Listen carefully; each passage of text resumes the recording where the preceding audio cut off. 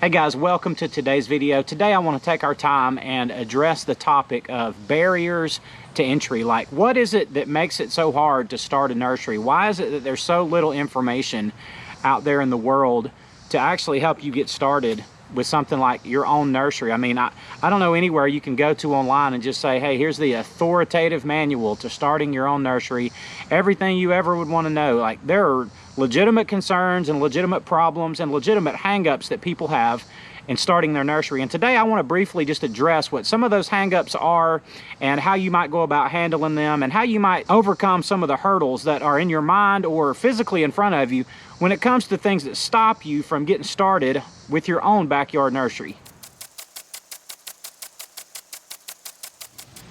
One of the questions that people ask or problems that they try to overcome is trying to figure out exactly what plants it is that they're going to grow and sell from their home. Like, you know, if you only have a small space, which most people do, you know, I do my backyard nursery in about 12 or 1,500 square feet of space, but if you've only got a relatively small area to work with, you don't want to waste your space and waste your time growing and trying to sell a bunch of plants that people don't want. So how in the world are you ever going to figure out what you can grow that somebody else is going to want to buy? When you start thinking about plants and how many plants there are out there, there's literally thousands and thousands and thousands of things that you could consider growing. And admittedly, that can be a tough thing to kind of narrow down into something that will suit your situation and of course suit your needs to sell plants. So let me just give you a couple of pieces of advice on what kind of plants you might think about growing exactly where you are in your situation in your area. One thing you need to do is pay attention to what plants are popular in your area. So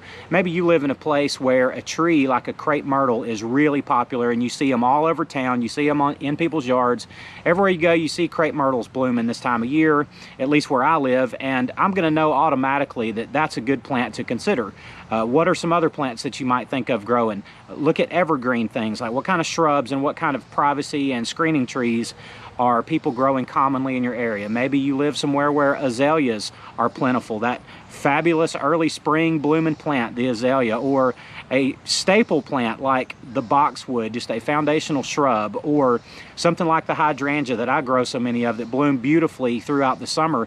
Look around your area. You don't need to try to reinvent the wheel and find the cool new plant and be the guy or the girl who has the new thing, at least not at first. You just want to start with common plants that are common in your area because people are going to recognize them when you advertise them, and you know that that particular plant is hardy for good growth in your area if they're common. So think about plants that are common in your area. A second piece of advice that I would share about what kind of plants to grow is really not so much about what kind of plants to grow, but to focus on growing quality plants. So when you're advertising that you have plants for sale, you need to put pictures of your plants that you're selling on there, and they need to be beautiful. I mean, don't grow tall, lanky, poor looking plants that haven't grown properly, that haven't been cared for properly, and that just look bad. You want to be known as the guy or the girl who is growing beautiful plants.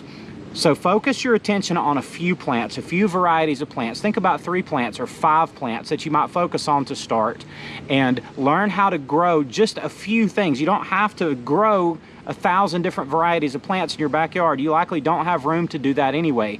But focusing on a few plants and learning how to grow them beautifully and plants that are common in your area is a great place to start on figuring out what kind of plants to actually grow. Another hang up that I know for sure that people have when it comes to starting their own nursery is that they think that their conditions in their particular place or their particular location are not suitable for growing plants. For example, they've got too many shade trees in their yard, or they think they live in a place that's too hot, or it rains too much, or whatever it may be. So a couple of things about that. You can manipulate your environment a whole lot in a small space in your nursery. So if you live in a really hot climate where the summer sun is brutal, take advantage of something like shade cloth. You know, I've been showing you guys these shade coverings that I've made this summer because we've had a terrible summer. Take advantage of things like shade cloth. If you've got an abundance of shade, grow shade plants. Don't try to grow plants that are made for full sun. If you've only got 2 or 3 or 4 or 5 hours of sun each day, don't try to grow plants that need 10 hours of sun. You just don't need it. Instead of letting your conditions deter you from being able to do it. What you need to do is look at your conditions and your own immediate environment and say, how can I work with this to grow the best nursery possible? Because I guarantee you, you can overcome environmental issues if you've really kind of got a hankering to start your own nursery. There absolutely is a way for you to do it and overcome those things. Another potential barrier to entry into the nursery world is people are terrified of the idea of having to get a nursery certificate. Yeah, if you're in the United States and you want to start a nursery, every nursery has to have a nursery certificate. It may be called something else, but a nursery certification, a nursery license from your state Department of Agriculture. And you know, people get real intimidated at the thought of having to deal with that, but it is really super easy. It's a matter of paying a fee, and your fee is whatever your state is, because every state's different,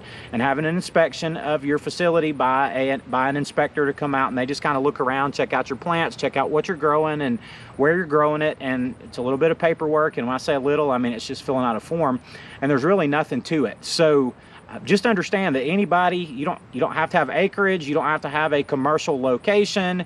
I'm in a residential neighborhood right here in my own backyard, little tiny nursery, nobody of a person as far as the nursery world goes. Nobody knows who I am, and I have a nursery certificate, and I renew it every year, and it's no problem whatsoever. It's one of the most minor things I deal with during the course of a year in the nursery. So you got to get that nursery certificate. Just know it's one of those things where you just kind of have to swallow hard and do it, but you can absolutely do it. And certainly, of all the things that might be a barrier, don't let that one be the one that hangs you up. You know, another potential barrier to entry, man, that sun is bright. Another potential barrier to entry is people don't know how and where they're going to buy their first wholesale plants. And listen, that's another one of the things that sounds more intimidating than it really is, and sounds more intimidating than it really has to be. And I'm going to put a video right up here in the top right corner of really how to go about buying wholesale plants. But it's not a hard process. Wholesale nurseries exist to sell plants to growers like us, big or small. So again, not anything to be intimidated about. And some of these things are just, you just have to take the first steps, and you just have to do some of these things for the first time to know that it's okay and that the world's not going to end and that you're going to be all right. So wholesale plants, yeah, you got to figure out how to get those. Another barrier to entry that some may have is the thought that they don't have enough money to get started with something like this. Well, let me just say this. It doesn't take a lot of money to get started. You don't have to start big. You don't need giant piles of potting soil, and you don't need endless equipment. And you just need plants, pots, dirt, fertilizer, and water. That's all you need. And you don't need a lot of any of those things. And let me just encourage you, if you're thinking about this or considering this, just keep digging. Watch videos on my channel. Listen, there's all kinds of great YouTube channels out there that have lots of good information about how to get a nursery started, first step type things. So take advantage of the collective knowledge of all these people who are doing blog posts and making YouTube videos, and like, this stuff's not that hard to find. How to do simple, cost-effective steps into getting yourself started. And I want to encourage you to not let that stop you. And the last barrier of entry I want to share with you, and I know this is a barrier because I struggled with it myself, and that's kind of the barrier of credibility. Like, who am I, or who are you to be messing around with a backyard nursery? Like, you don't have any background in nursery, you never worked in a nursery, you don't have any formal education in horticulture or anything pertaining to plants. So like, who are you, just somebody who's interested in a hobby like a nursery or a small business like a nursery, to be doing this? So a couple of things about that. You just need to become an expert or a semi-expert in what you are doing.